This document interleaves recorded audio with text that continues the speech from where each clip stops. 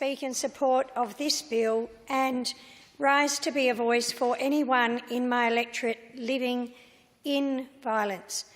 This bill gives effect to the government's election commitment to increase the penalties for breaches of domestic violence related to intervention orders. The intention is to deter abusers and predators. We on this side have committed to work tirelessly to end the epidemic of domestic violence in South Australia. The bill also enhances other aspects of domestic violence which were talked about but not taken up by the former government.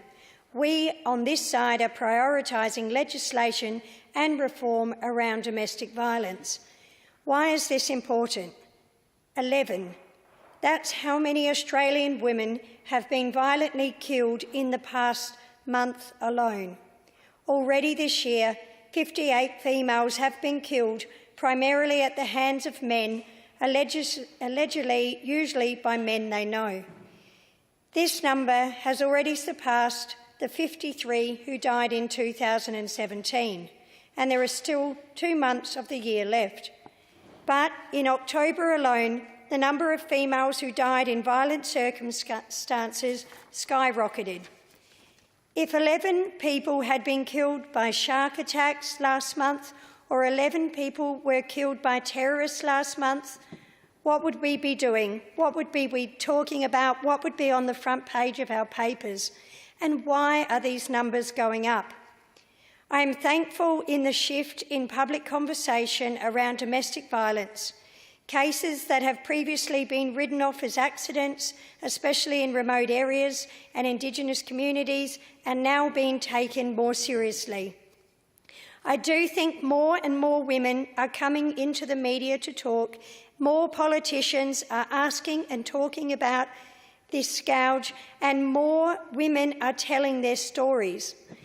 When I was on council in the last 4 years, I raised domestic violence twice in the chamber, and I was told by one of the senior elected community leaders to stop shoving domestic violence down people's throats. Well, I wasn't quiet then, and I won't be quiet now. And we know the reported deaths are only the tip of the iceberg. These deaths don't include the women who escaped the violence, the hospitalisation, the injuries, the burns, the standard running into the doorknob. And then there are the injuries that people don't even see, the financial, emotional and sexual abuse between partners. Then there is the child abuse of children witnessing and being used as a pawn in the violence.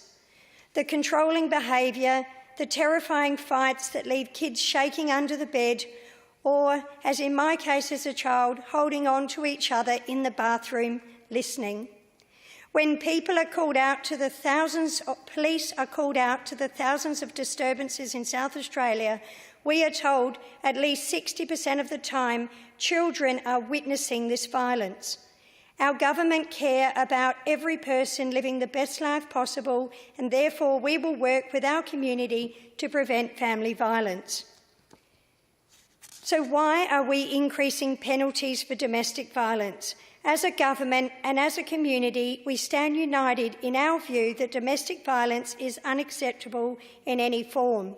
We strongly believe prevention is the key to combating domestic and family violence. Out of 23 convictions for homicide last year in South Australia, 10 were related to domestic violence, a staggering, sobering statistic. While men are also reported to be victims, statistically, SAPOL data shows that the majority, about 80% of victims of domestic violence, are women, and a high proportion of perpetrators are partners or former partners.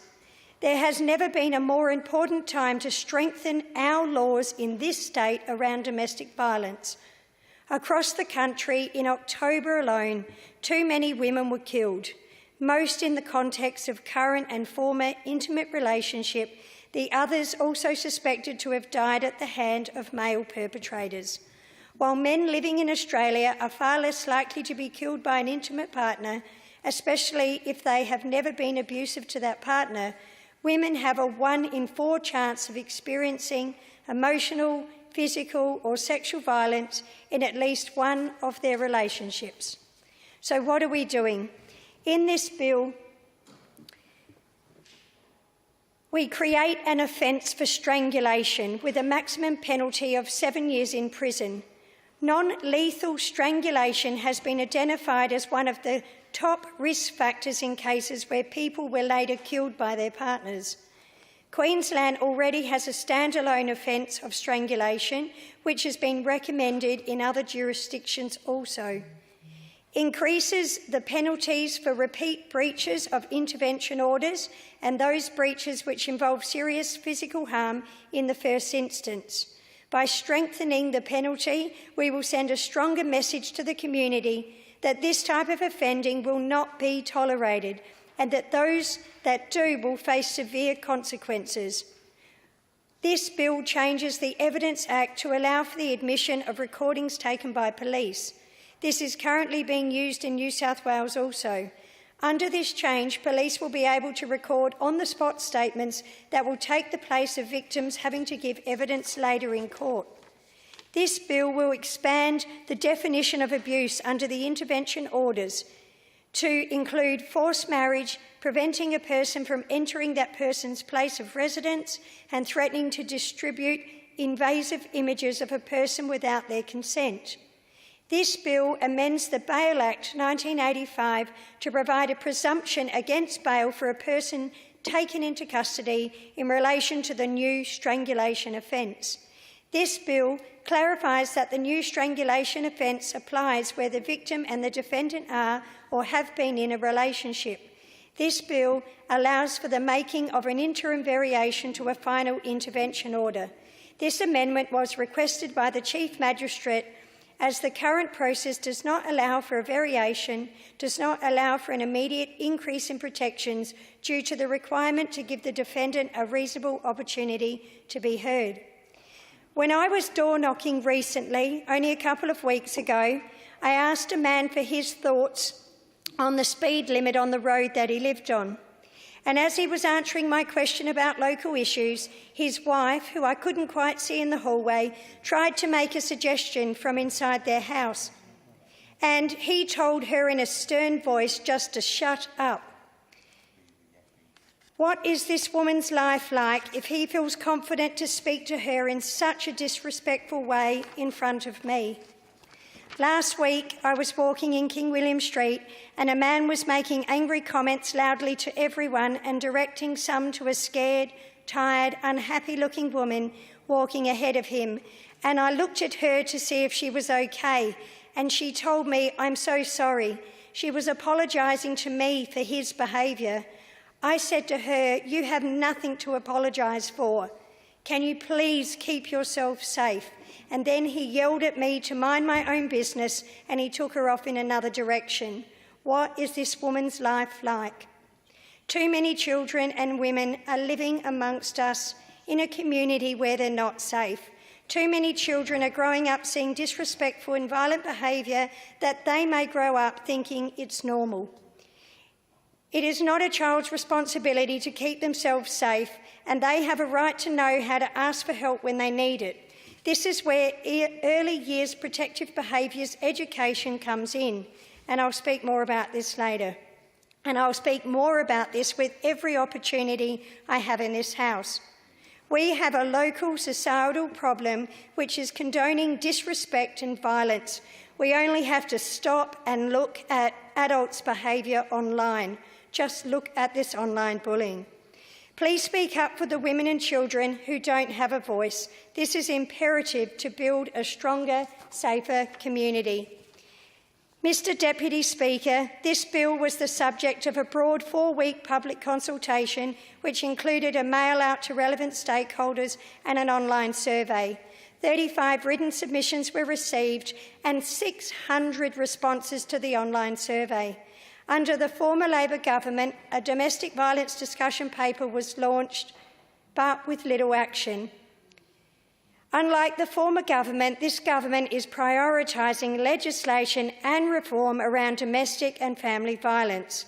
We have a standalone Assistant Minister for the Prevention of Domestic and Family Violence, and have already held a number of roundtables in both the city and the regions to talk with our community about how we tackle these issues. This government has also recently launched the Domestic Violence Disclosure Scheme, which allows those who think they are at risk to make an application for disclosure of a partner's relevant offending by the police. This week, bar staff at pubs across the state are being trained to aid patrons who use a code word to ask if they feel unsafe. We in the Marshall Liberal government care about people, and we're making real changes to keep South Australians safer. But the culture change can only happen if all of us are part of this change. Did you know in South Australia, 1 in 4 children will be reported to the Child Abuse Report line by the age of 10? This is absolutely unacceptable. It is imperative that we act to make women and children safer in South Australia. Research shows that children who have been neglected or abused are at a greater risk of engaging in criminal activity and entering the youth judicial system. If we want to build fewer prisons, we need to prevent child abuse and neglect. If we want to provide fewer hospital beds, we must prevent child abuse and neglect. Key statistics on the care section in Australia.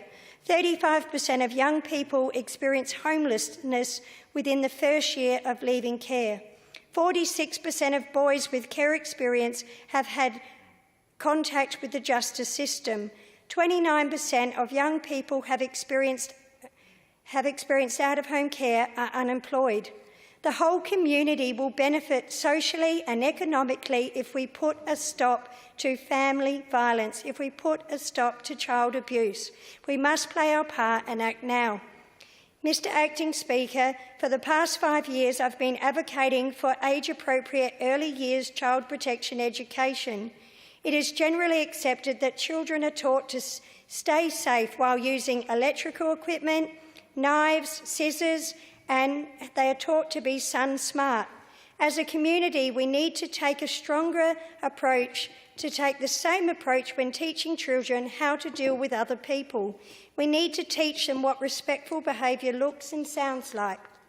Our South Australian Keeping Safe Child Protection curriculum, mandated in South Australia, needs to be taught effectively to all children if we are to break the cycle of abuse in South Australia. May I make it clear, this is not the Safe Schools program. Information about the Keeping Safe Child Protection curriculum program is available from your child's school, preschool. Please speak to your parent's teacher, or you can look up this information on the Department for Education website. To facilitate positive change in our culture, we must give our children the knowledge and language to know what feeling safe and unsafe feels like. We must teach them about boundaries, respect, consent, and we must give them the language to speak up about any experience which makes them feel anxious, unsafe, scared or confused. And, Mr Acting Speaker, our MPs across this House must unite and collaborate to stop family violence and make South Australia safer. South Australians do not want political bickering on this subject of safety. Those opposite and the government must find common ground to actively make a real change. South Australians do not want social commentary, they want action. With a collective approach, we can make so much progress for people living in South Australia. I'm hopeful that with the help and courage of my community in King, we can achieve this cultural change and empower children. Our silence is enabling abusers. To any community member who may hear this speech, I have an important favour to ask you. Please ask your child's teacher if they're teaching the South Australian Keeping Safe Child Protection curriculum and ask them how they have embedded this into their curriculum. If they are not teaching the curriculum, ask them why not. The Marshall Liberal government is delivering on its key election commitments to address the scourge of domestic violence by investing more than $11.9 million over the next 4 years on a suite of measures to support women and children at risk in South Australia. The 2018 state budget includes a raft of positive measures to address domestic violence in South Australia. Domestic violence services will be enhanced to work with the community, and more activities will be advocating for prevention of domestic, family and sexual violence. Minister for Human Services Michelle Lenzick said the multi-million-dollar funding boost highlighted the Liberal government's commitment to helping to reduce the scourge of domestic violence. The Marshall Liberal government is committed to doing whatever we can to ensure women living in a violent or abusive relationship are better able to access immediate support. We are serious about making South Australia a safer community, and I thank our Attorney-General for this bill and I support it.